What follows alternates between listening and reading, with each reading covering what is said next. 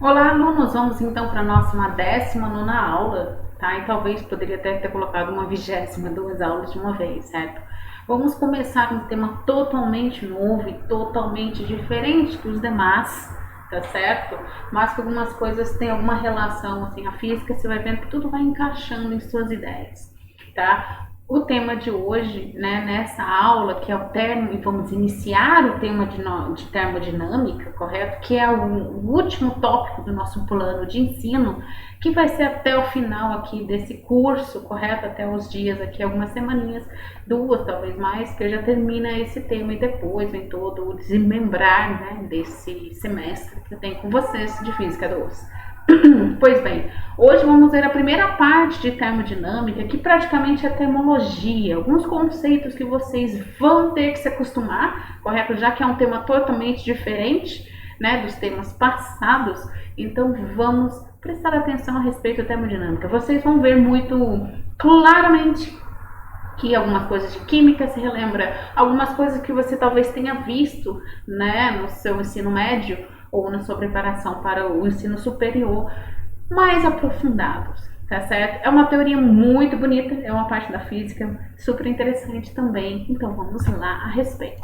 Bom, nosso tema de hoje vai se desencadear nesses seguintes tópicos aqui que nós temos 8 tópicos a respeito, tá certo?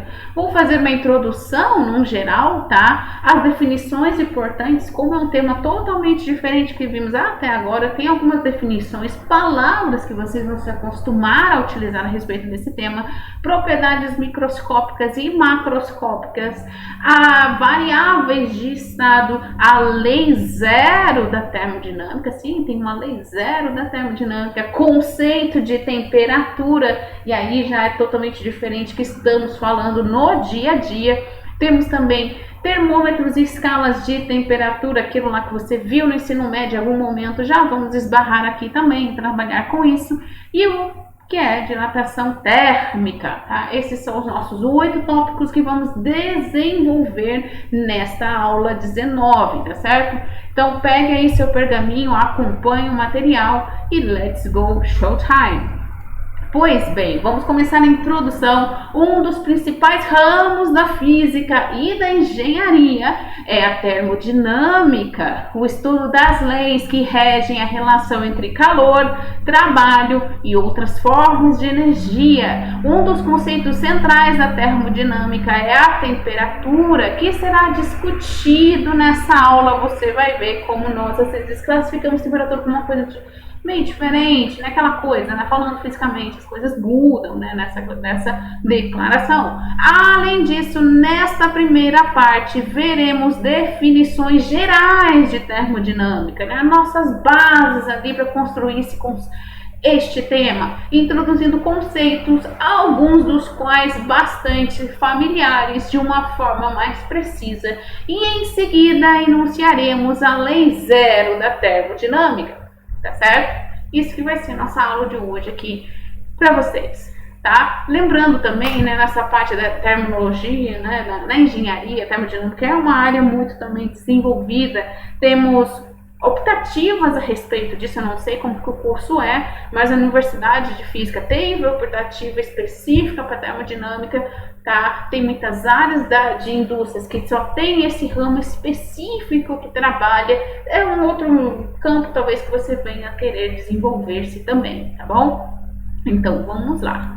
Bom, após esse estudo dessa aula, o que você será capaz? Distinguir as descrições macroscópicas e microscópicas de sistemas, distinguir os conceitos de temperatura e calor, relacionar temperatura e equilíbrio térmico, distinguir conceitos de equilíbrio termodinâmico e equilíbrio térmico, identificar propriedades termométricas e funcionamento de termômetros, entender a escala Kelvin absoluta de temperatura, relacionar as escalas termométricas e resolver problemas relativos à dilatação térmica. É isso tudo que você vai ser capaz depois desta aula. Vamos então, atenção, vamos começando aqui, definições importantes. Algumas definições preliminares são importantes. O primeiro que aparecemos aqui, sistema e vizinhança. O que é sistema na termodinâmica? Sistema é a parte do universo que desejamos estudar e que pode conter matéria, partículas com massa, radiação eletromagnética, fótons ou ambos. O sistema é separado do universo por fronteiras cuja forma é arbitrária, por nós definida de acordo com o nosso interesse, e que podem ser fixas ou móveis. O resto do universo é chamado de vizinhança. Outro tema também, sistema aberto, fechado e isolado. Um sistema é dito aberto quando troca matéria com a vizinhança. Um sistema é dito fechado quando isto não acontece. Embora o sistema fechado não troque matéria com a vizinhança, ele ainda pode trocar energia, por exemplo, através da realização de trabalho durante uma expansão. Por isso, define-se também o sistema isolado, que não troca matéria nem energia com a vizinhança, ou seja, ele não interage de nenhuma forma com a vizinhança. É costume que vocês vão ouvir muito isso: um sistema aberto, um sistema fechado e um sistema isolado. Outra parte também que a gente pode continuar também, propriedades microscópia e macroscópia. O que é isso afinal? Um sistema poderá ser fisicamente descrito por sua grandeza macroscópica, tais como temperatura, pressão, volume, energia interna, etc. E essas grandezas macroscópicas poderão ser interrelacionadas por equações de estado apropriadamente estabelecidas. Tais grandezas, variáveis ou propriedades são então chamadas de variáveis de estado ou propriedades de estado. A pressão de um gás, grandeza macroscópica, é medida operacionalmente com um manômetro. Microscopicamente, a pressão está relacionada com a taxa média de transferência do momento linear do gás para o fluido do mamômetro, quando as moléculas de gás colidem com a superfície interna do mamômetro. Outra característica também, se as grandezas macroscópicas podem ser expressas em termos das grandezas microscópicas, então as leis da termodinâmica também podem ser expressas quantitativamente em termos da mecânica estatística, porque na descrição microscópica existe um número infinito de partículas que na verdade representam moléculas ou átomos, as quais só podem ser caracterizadas estatisticamente. Tanto é que tem um ramo especificamente da termodinâmica, que é a termodinâmica estatística, tá certo? Lembrando que agora tudo são dados, você pode trabalhar com esses dados, fazer um dashboard, ter toda a sua representação e visualização do que está acontecendo. Isso pode ser um grande diferencial para você no seu currículo. Quer saber um pouquinho mais sobre isso? Vou dar para vocês no próximo semestre. Retornarei novamente com a tentativa tópicos especiais de engenharia, em que eu falo um pouquinho de Big Data, engenharia de dados, dashboards, etc. Continuando aqui nosso tema de propriedades microscópica e macroscópica, a temperatura de um gás também é uma grandeza macroscópica. É relacionada à energia cinética translacional média das moléculas. Desta forma, a descrição microscópica podemos descrever um sistema ou uma substância, por exemplo, um gás contido em um recipiente, detalhando os movimentos de cada uma das partículas daquele gás. Isto levaria a um número infinito de equações físicas. A abordagem de descrever um sistema ou uma substância pela movimentação de cada uma das partículas ou átomos constituintes é chamada de dinâmica molecular. A fim de se reduzir o trabalho, a abordagem da dinâmica molecular converge para a mecânica estatística, que relaciona médias de propriedades moleculares com quantidades por nós conhecidas como temperatura, pressão e outras. A descrição macroscópica trabalha com as propriedades em uma escala muito maior do que uma escala molecular e trata de interações macroscópicas do sistema com sua vizinhança, como salientado anteriormente. Certo? Variáveis de estado. Que isso, professora? Vem cá. As variáveis de estado são variáveis que caracterizam o estado ou a condição de um sistema que pode ser termodinâmico.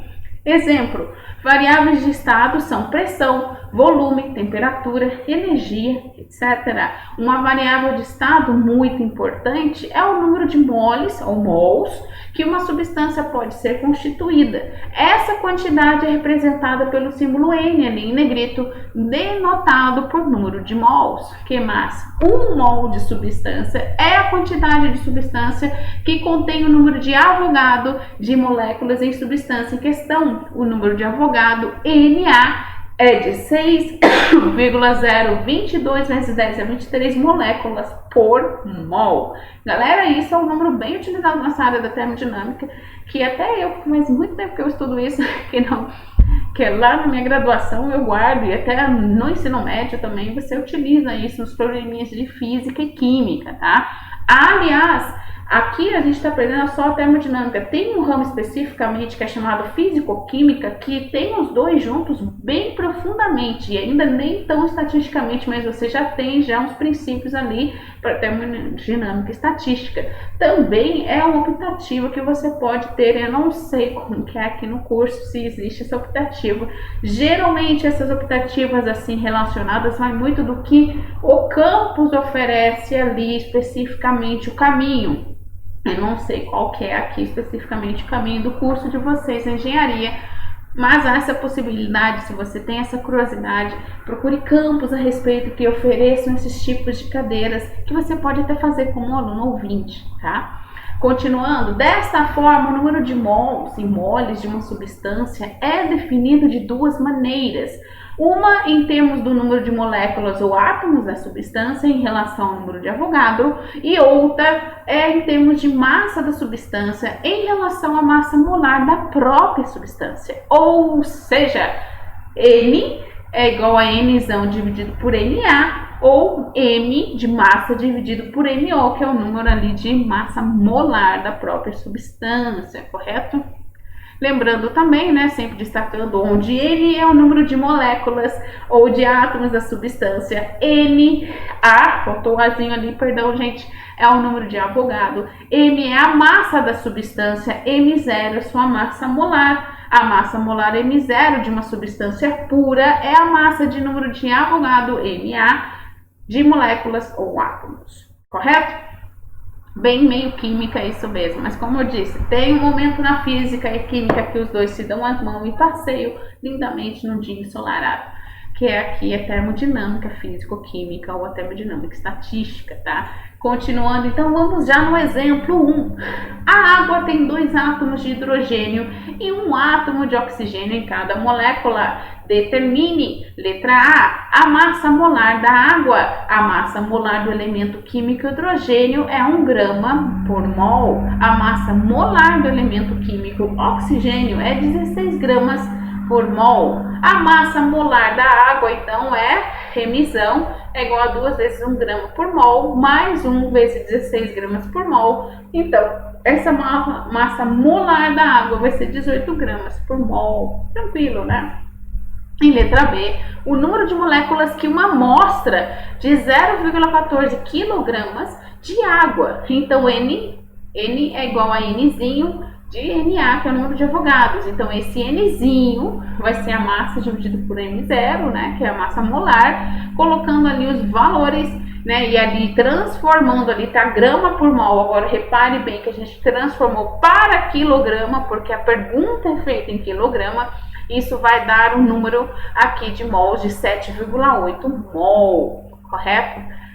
Bom, gente, esse exercício assim é bem mesmo ensino médio, tá? Você, nossa, professor, parece que eu estou numa aula de química. Sim, parece. Eu não sei se vocês tiveram química em algum momento da sua vida. Eu tive, tanto na minha graduação, laboratório e química no primeiro ano. Então, galera, se eu lembro de algumas coisas, por favor, você também lembra, né? Então, vamos lá. Continuando, então, a lei zero da termodinâmica. O que é isso, professora? Vamos lá, então, o que diz a lei zero da termodinâmica?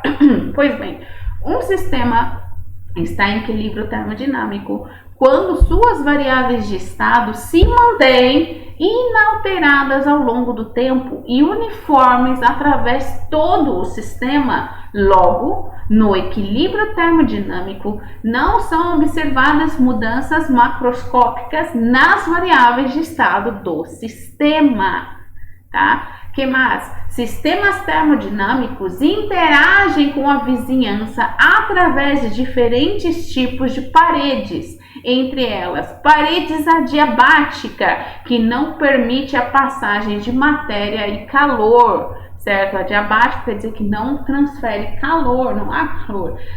Parede diatérmica permite a passagem de calor, não tem a palavra a de negação, por isso ele permite, certo? E aqui a gente tem na figura sistema, vizinhança e paredes que determinam trocas de energia. O sistema aqui em foco, correto? Esse é o nosso sistema, onde há trocas de energia e matéria entre sistema e vizinhança ao redor, que ocorre através da parede, correto? E a parede adiabática imaginária suficientemente afastada para limitar todo o universo. Tá vendo até que aqui a gente já tem as definições de sistema, de vizinhança, coisas que a gente viu lá nos primeiros slides, tá? Utilizando então aqui, continuando, olha só esse exemplo aqui. Quando dois sistemas isolados A e B são separados por uma parede adiabática, os sistemas também estão isolados entre si. Assim, quando as variáveis de estado de um dos sistemas mudam, o outro sistema não é afetado. Aqui na figura 2A. Certo? A gente tem aqui dois sistemas A e B separados por uma parede adiabática, tá? Já na figura B, o que a gente tem aqui? Na figura B, a gente tem outra situação. Por outro lado, dois sistemas isolados do meio externo, interagindo-se através de uma parede diatérmica, que já é aqui na figura B, né, trocam calor entre si, modificando-se simultaneamente as variáveis de estado de ambos os sistemas. Como resultado da interação, as variáveis de estado irão se modificar até atingir valores constantes e temperaturas iguais, que é o equilíbrio térmico em ambos os sistemas, tá? Isso que acontece quando essa parede de dois sistemas é diatérmica, que permite essa troca de calor. O que vai acontecer é o sistema atingir o equilíbrio térmico, tá? Isso é bem interessante, que depois, mais pra frente, eu vou falar sobre isso. Se alguém viu o filme Tenet, ele fala um pouco aqui das leis da termodinâmica, mas não da lei zero. Então, se você tem curiosidade, vai lá, assiste no final de semana e a gente começa aqui na próxima aula que a gente vai falar da primeira lei. Vamos ver se você vai achar interessante, tá certo? Continuando, então, né?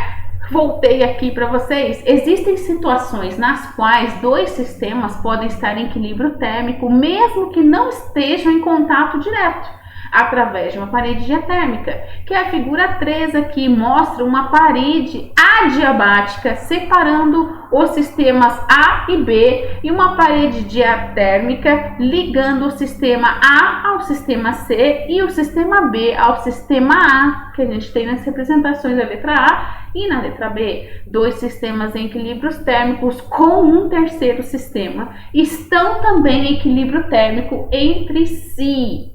Certo?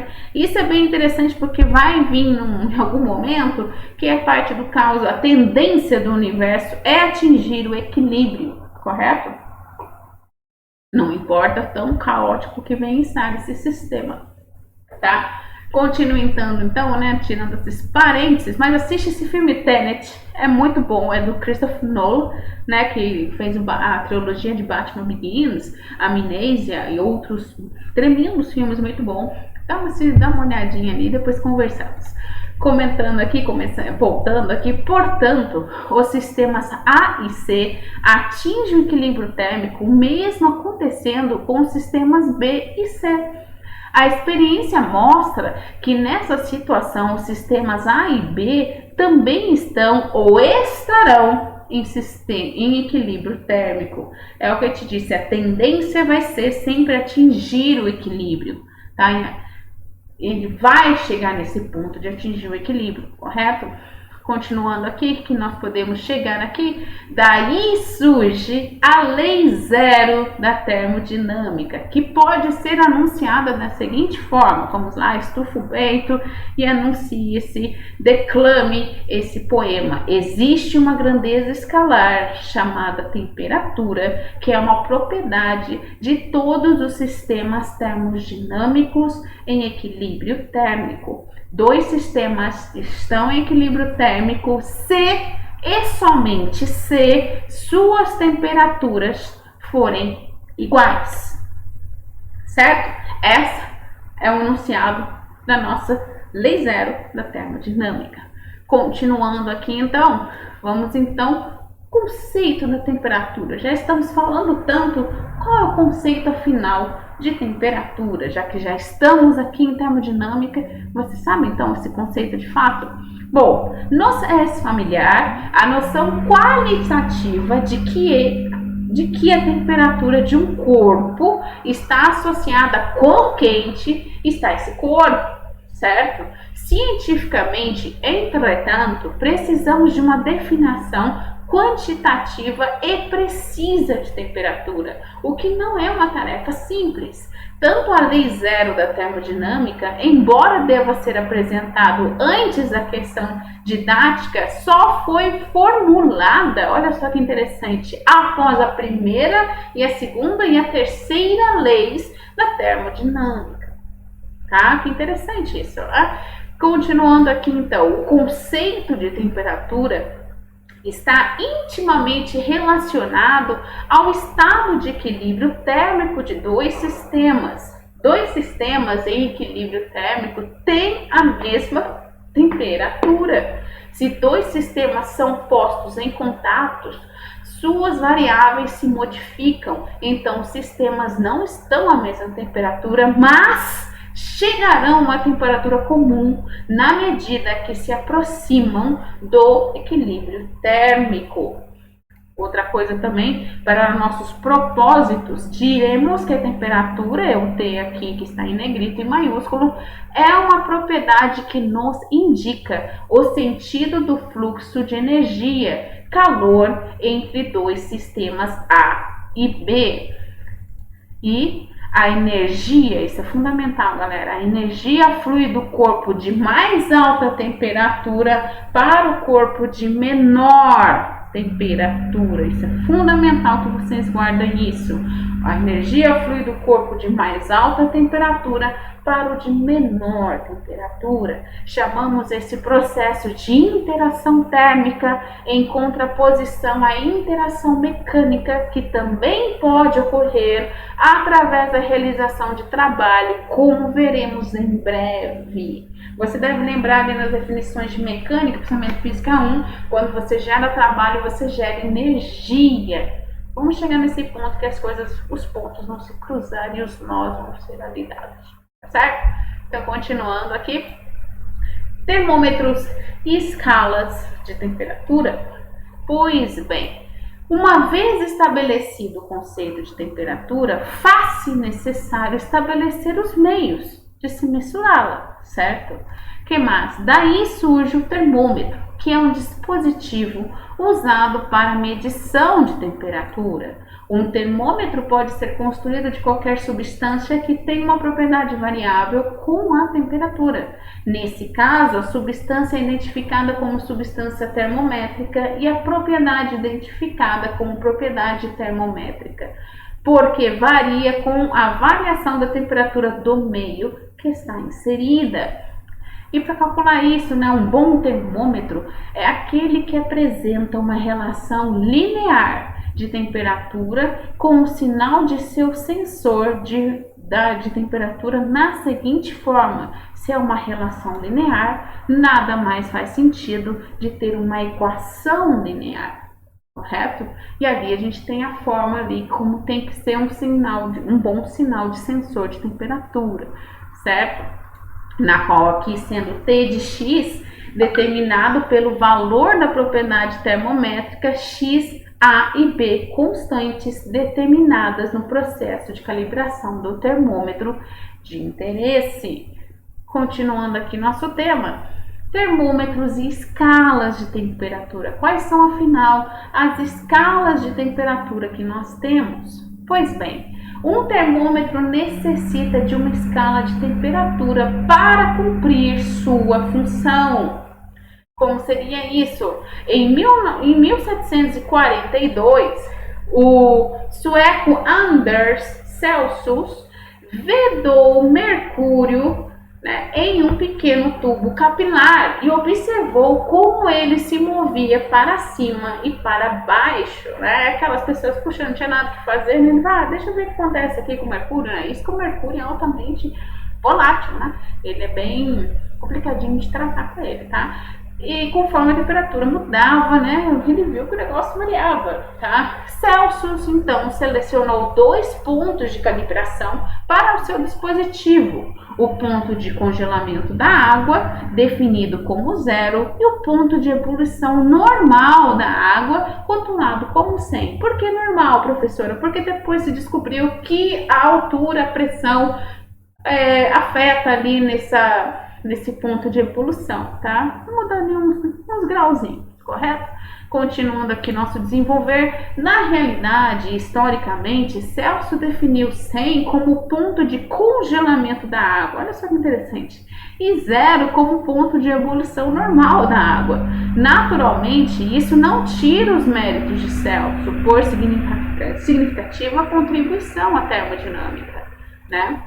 Depois, dividiu o comprimento do tubo de vidro entre estes 2 pontos, né, de calibração em 100 intervalos iguais. Ao fazer isso, ele inventou a escala de temperatura Celsius, conhecida popularmente como a escala centígrada, né, o grau Celsius. As outras temperaturas foram 2 pontos de calibração, são deduzidas por interpolação e extrapolação, correto? A unidade da escala Celsius de temperatura é o grau Celsius e é abreviado ali, né, pelaquela bolinha IC. Observe que esse símbolo grau faz parte da unidade C e não do número, tá? A escala Celsius é usada praticamente em quase todos os países do mundo, né, em todas as áreas de atividade de conhecimento da humanidade, tá? Mas não é só ela que existe. Há também outras escalas, tais como a escala Fahrenheit.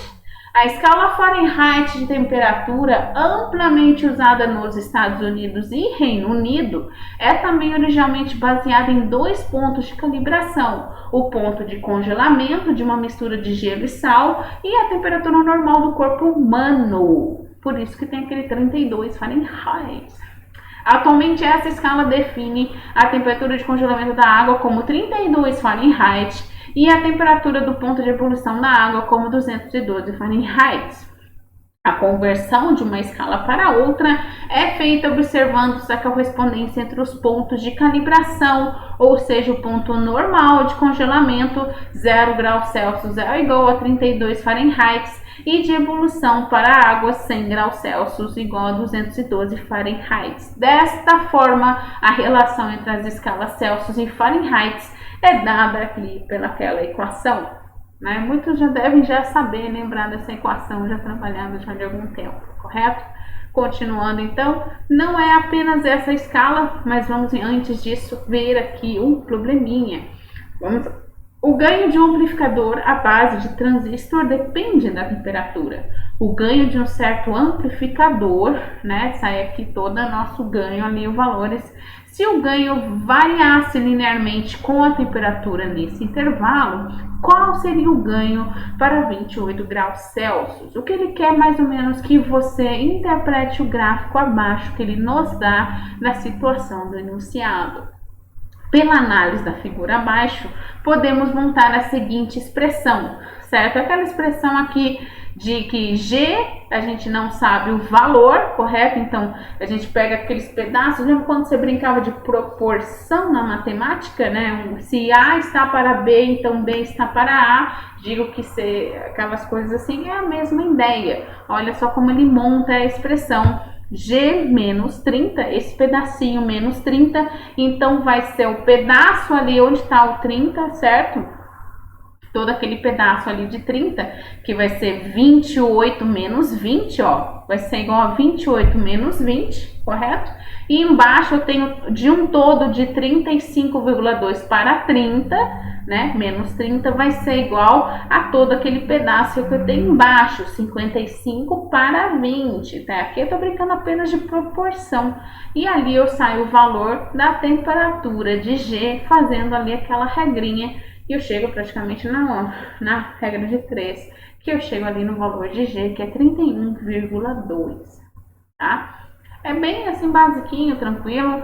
Tô brincando só de proporção, não tem nem mistérios ainda aqui, correto? Continuando então nosso desenvolver, além da escala Fahrenheit, nós temos a escala Kelvin. Uma escala de temperatura que merece uma atenção especial, que ela foi estabelecida com a ajuda do termômetro de gás a volume constante. A definição dessa escala usa somente um ponto de ebulição. Em outras palavras, na escala Kelvin, quando a temperatura for 0K, atribui-se a propriedade termométrica X, usada para definir o valor zero. Ou seja, na equação aqui, na equação 2 aqui de B igual a 0, aquela equação que a gente mostrou lá, né, daquela equação linear, tá vendo que eu não tenho a parte de B. B é igual a 0, a constante é igual a 0. Só vou ter x, t de x é igual a ax, correto? Desta forma geral, basta um ponto de medida para calibrar o possível termômetro na escala Kelvin. Por exemplo, em um ponto P qualquer, A, T de P, X de P, ou seja, a gente tem essa expressão para o ponto P qualquer na escala aqui, que você X de Kelvin, certo? Fica muito mais fácil na compreensão mais para frente. Aqui é todo o jeito como a pessoa simulou aqui essa escala Kelvin, tá? Por acordo decorrente de reuniões e de conferências de pesos e medidas, ficou estabelecido o ponto de calibração da escala Kelvin, que é o ponto tríplice da água, isto é, a temperatura onde gelo, a água e o vapor de água coexistem em equilíbrio termodinâmico, e a constante da equação ali atrás, que seria a equação 4, é estabelecida por esta relação. Desta forma, por acordo internacional, ficou estabelecido que o T de TR é 273,16 Kelvin. Isso vai ser igual a 0,01 graus Celsius, que voltando ali na equação, a gente tem a seguinte relação. Tá? Lembrando também que a escala Kelvin é a que é utilizada para trabalhos científicos, certo? Acadêmicos e tal, em papers, tá? E aqui a gente tem aqui a relação, né? A temperatura em Celsius é igual a temperatura em Kelvin menos 273,15, correto? Geralmente nós utilizamos só os 273 para relação direta, mas tem um 0,15 se você quer ser tão metódico, certo? Essa é a nossa escala Kelvin. Continuando aqui nosso desenvolver, vamos então para um exemplo. A resistência de um certo fio de platina aumenta com um fator de 1,392 entre o ponto tríplice e o ponto normal de ebulição da água. Ache a temperatura de ebulição da água quando se utiliza um termômetro de resistência de platina, colocando ali os valores, né, só que resistência por resistência ali do termômetro, e substituindo aqui a gente encontra o valor aqui. E depois no exemplo 4, quando em equilíbrio térmico no ponto triplo da água, a pressão do hélio em um termômetro de gás de volume constante 1000 220 Pascal, a pressão do hélio de 288 Pascal. Qual é o termômetro que está em equilíbrio térmico quando o termômetro está em equilíbrio térmico com o nitrogênio líquido em seu ponto normal de ebulição? Qual é o ponto normal de ebulição do nitrogênio obtido com esse termômetro? Só chegando e colocando valores, né, 288 para a constante de 1020 Pascal, e aqui eu tenho ele multiplicado por 273,16, que é o valor ali de Kelvin da relação, correto? Então chegamos aqui na relação de 77,13 Kelvin, tá certo?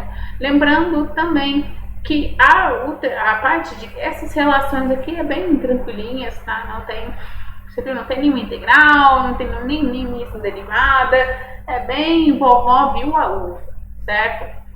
E falando sobre o ponto triplo da água, é um dos temas que vamos abordar na próxima aula, tá? Para essa aula não ficar tão extensa, vamos deixar para a próxima aula falando especificamente do comportamento da água. A água tem um comportamento maravilhoso, principalmente na parte de congelamento, né? Mas eu não vou dar spoilers, vamos prosseguir aqui o tema.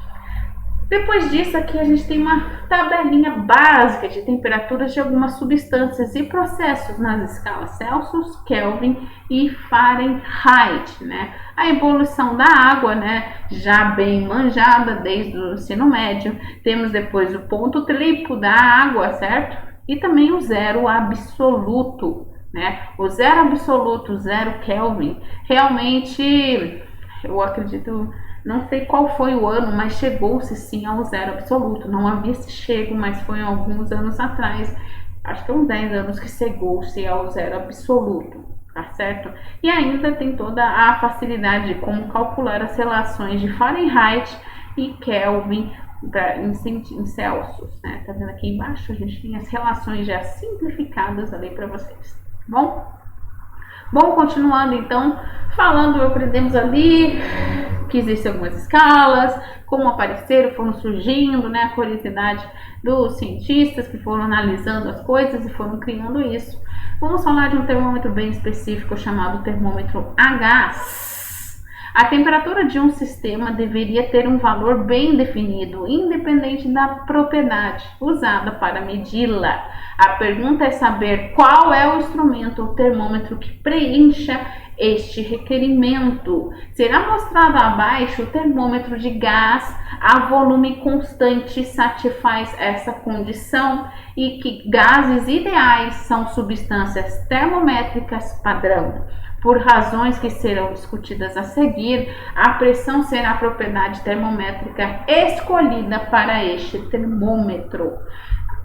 Pela lei dos gases ideais, que relaciona as variáveis de estado, pressão, volume ocupado pelo gás, o número de partículas do gás e temperatura mostrada na equação 8, ali abaixo aquela ali, verificamos que se o volume do gás for mantido constante, a pressão deste termômetro dependerá linearmente da temperatura. Então, se o volume for mantido aqui constante, a pressão é totalmente linear, né, diretamente proporcional à temperatura. Quem não lembra dessa expressão que você estudou no ensino médio, que seria... Bom, gente, eu lembro isso do meu colegial desde 90 e pouco, 98, 99, né? Que seria Palmeiras Verde não resiste a um timão, ou a puta velha não resiste a um tarado, né? Você tem esses dois jeitos para guardar na sua vida essa expressão, tá? E é marcante, se eu guardo isso desde 98, 99... O que dirá você, tá bom? Então, continuando aqui nossa expressão, como foi criado esse termômetro a gás.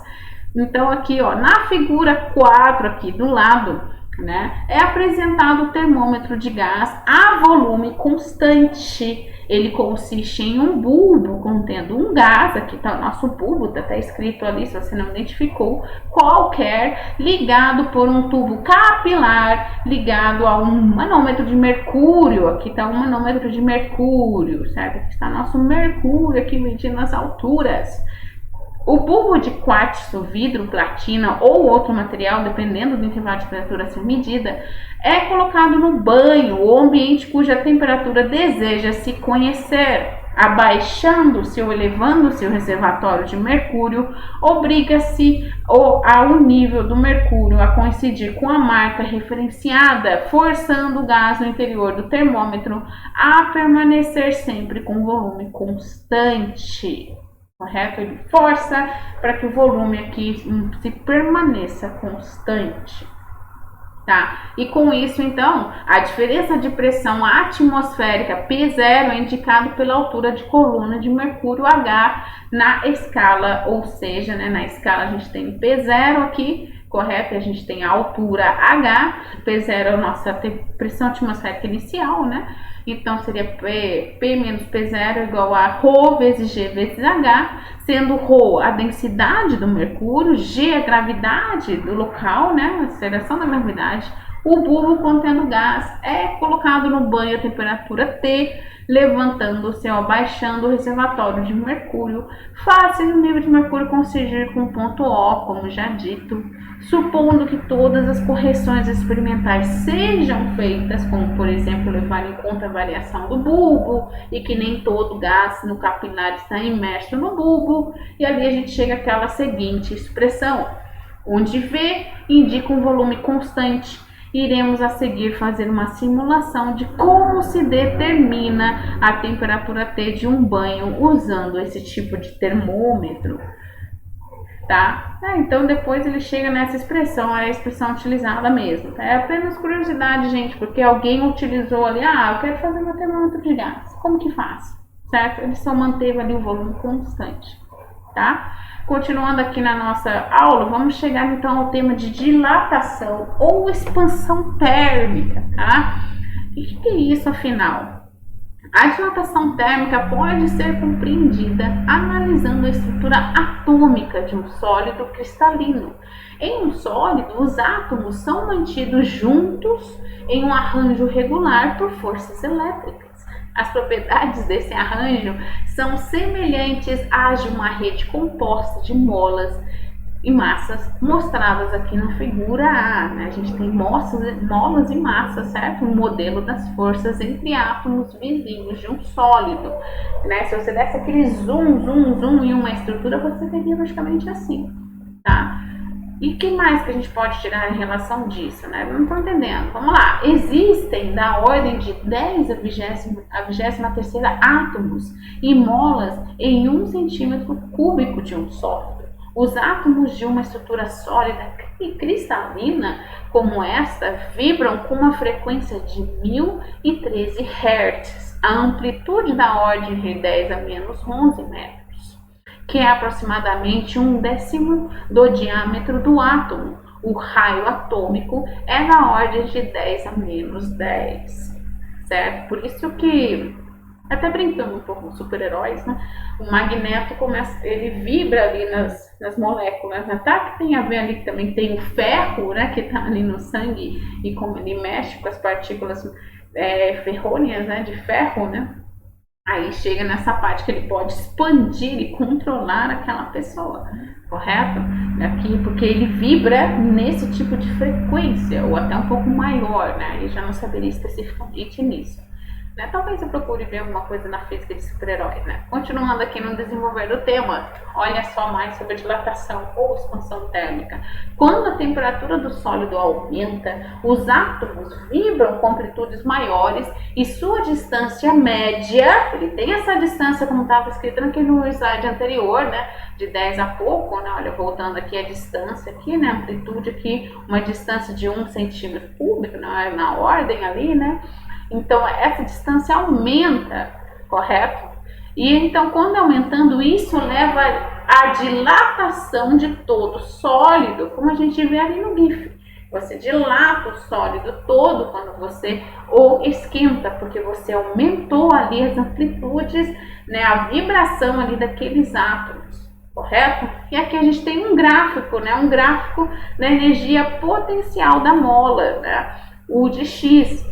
Certo? Que seria a distância entre os átomos e a distância média entre os átomos. Aqui a gente tem um gráfico da energia potencial. À medida que a energia aumenta de E1 para E2 e depois para E3, a distância entre os átomos aumenta. Por isso que há essa dilatação térmica nos sólidos. A variação de qualquer dimensão linear do sólido, como comprimento, largura ou espessura, é chamada de dilatação linear. Certo? Tranquilo? Pegou isso? E aí a gente tem algumas curiosidades a respeito. Vamos prosseguindo. Por experimentação, observa-se que a dilatação linear de um corpo, caracterizada pela variação do ΔL, tudo que é delta na física é variação, né? Variação final menos inicial, no seu comprimento L0 é diretamente proporcional ao próprio comprimento L0, como também a variação da temperatura ΔT. Correspondente aqui mostrado nas figuras a seguir. Temos aqui na situação A, para variações moderadas na temperatura ΔL é diretamente proporcional ao ΔT e também ΔL é diretamente proporcional ao L0, correto? Com o comprimento de uma barra que comporta com a variação de temperatura, as variações de comprimento foram aqui exageradas, certo? Para que você visualizasse. Né? Nem sempre, vai crescer, não é bem assim também não, mas você percebe que é uma expansão linear daquele corpo sólido, correto? Continuando isso a respeito, ou seja, quando o ΔT for suficientemente pequeno, chegamos à expressão aqui, que vai ser a expressão que trabalharemos nessa dilatação linear. L, que é o comprimento final, é igual a L0, comprimento inicial, abre parênteses 1 mais alfa de ΔT, tá? Sendo alfa o coeficiente de dilatação linear, uma característica própria de cada material. O coeficiente de dilatação linear se representa por essa expressão aqui abaixo, correto? Essa expressão para dilatação linear ali que a gente acontece ali nos sólidos, tá? Outra curiosidade a respeito, né? Normalmente se assume um valor médio ali, a gente tem esse valor de coeficiente de dilatação, esse alfa, ele é oferecido e tem toda uma tabelinha ali dado a respeito, né? E os demais conhecidos propriedades e materiais utilizados, né? Chumbo, alumínio, né? Que é oferecido ali, tem esse valor ali, certo? E algumas curiosidades, né? Que nem aqui a gente tem nessa HQ. Não consigo destarrachar esta porca. E aí ele chega numa parte quente, certo? E ele consegue. Agora você entende por que ele consegue, correto? Porque teve a compressão, mas aí quando eu esquento, a gente tem essa dilatação e você consegue manusear a respeito. Porém, isso também não traz apenas benefícios, mas pode trazer alguns probleminhas. Por isso, principalmente engenheiros, be careful. O que nós temos aqui? O engenheiro não esperava um verão tão intenso, né? Como essa dilatação em temperaturas acontece nos sólidos, você tem que ter muito cuidado nos seus projetos. Por isso que você já deve ter visto em linhas férreas um espacinho ali. Nossa, o que aconteceu? Faltou material? Ele esqueceu? Nein, das nicht. É porque esse material irá dilatar em temperaturas altas, na exposição do sol, tá? E vamos lá então para um probleminha, né? É basiquinho, é aquela expressão básica, não tem mistério. Se for sempre problema assim, chuchu, beleza.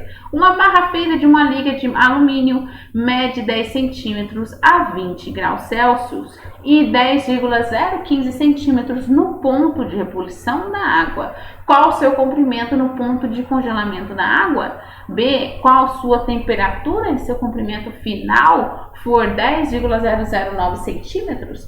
E determinaremos então inicialmente o valor de alfa. E aqui a gente colocou os valores ali, dá para calcular os valores, qual que vai ser esse alfa utilizado, e depois desse alfa utilizado, você vai respondendo ali o ponto de congelamento na expressão ali da linear, e depois, se o comprimento final é esse, qual será a temperatura final, certo? Que ele pergunta ali qual a sua temperatura no comprimento final, então vai ser a temperatura final, né? Não tem mistério, segue ali a receita de bolo, é muito básico, gente, não há mistério mesmo. Se você tem A, procura B, mas você tem a C e D, e aí você encontra A, ou encontra primeiro a E para depois encontrar A, é bem tranquilo mesmo. tá? Se os polinomios forem assim, nossa, bem suave.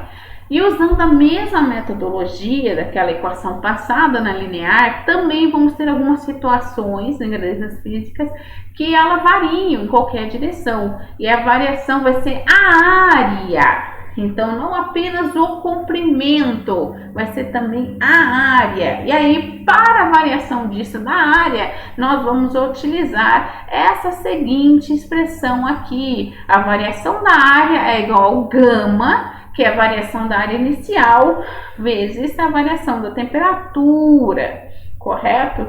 E esse gama aqui, ele é especificamente da área, o coeficiente de dilatação ali da área. E, consequentemente, se a gente variar a área, a gente também pode variar quem? O volume. Por isso, ó, linear, um eixo, a área, 2 eixos, e o volume, 3 eixos. E o que muda ali na expressão para o volume? Praticamente quase a mesma construção, só que em vez de área ou de L de comprimento, eu tenho V de volume, e aqui o coeficiente vai ser um beta, né, que é o coeficiente de dilatação volumétrica, também conhecido como coeficiente de expansão volumétrica para gases e líquidos.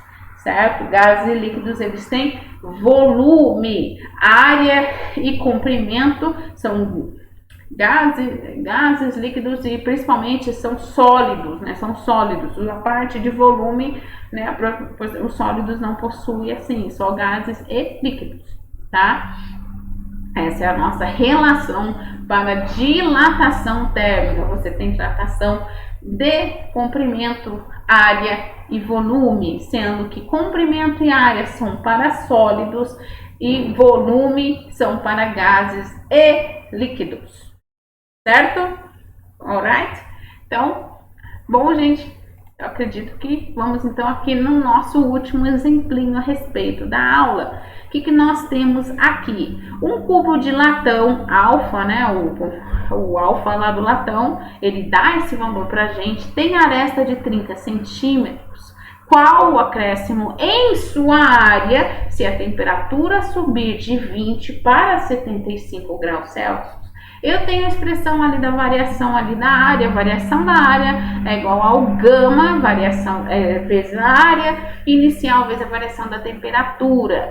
Há uma relação que eu não coloquei aqui, talvez eu coloque na próxima aula, que ou você encontre qualquer uma, você tem a relação entre coeficiente de dilatação linear, coeficiente de dilatação de área e coeficiente de dilatação volumétrica. Tem uma relação ali, tanto é que aqui, ó, o de área, o gama, é 2 vezes o de alfa, porque eu estou usando 2. Então, de qual vai ser a relação com o volume em alfa? 3. Tá? Não tem mistério sobre isso. Ali ele dá aqueles valores, tem uma expressão já pronta, é só colocar ali os números e calcular. E ali você tem a cálculo ali da variação da área, né? Ele queria saber qual é o acréscimo da sua área. E aí, se uma aresta aumenta a sua área 2,0 vezes 10 a menos 4 metros cúbicos, o cubo de 6 faces, porque ali ele fala que é um cubo, aí você tem que lembrar que um cubo tem 6 faces, aumentará a sua área 12 vezes 10 a menos 4 metros quadrados. Certo? Talvez a dificuldade venha maior nessas entrelinhas, né? Porque ele não quer um número X, ele quer o acréscimo da sua área e você está tratando de um cubo. Aí você tem que lembrar lá das álgebras lineares que um cubo são 6 faces, viu? Que todas as peças ali do quebra-cabeça vão sendo utilizadas. Faltou uma cor roxa. Eu lembrei. Tá aqui. Certo? Beleza, gente? Bom, essa foi a nossa aula de termodinâmica, tá? Foi até um pouco na aula extensa, cortei algumas coisas, já ia falar do comportamento da água, mas isso fica para a nossa próxima aula. Na próxima aula vamos falar especificamente do comportamento da água, esse comportamento que a água possui, né, bem especial e que também é bem peculiar e bem interessante na natureza, correto? E vamos falar também da primeira lei da termodinâmica. Conhecemos a lei zero, lembrando, né, que por curiosidade, a lei zero da termodinâmica só foi criada depois da primeira e da segunda, terceira lei. Então vamos conhecer a primeira lei da termodinâmica. Recomendo vocês assistirem o filme que eu falei para vocês do Christopher Nolan, né, o Tenet. Assistem lá aquele filme e ele fala um pouquinho de termodinâmica e depois a gente conversa um pouquinho mais. Um beijo para vocês e até a próxima.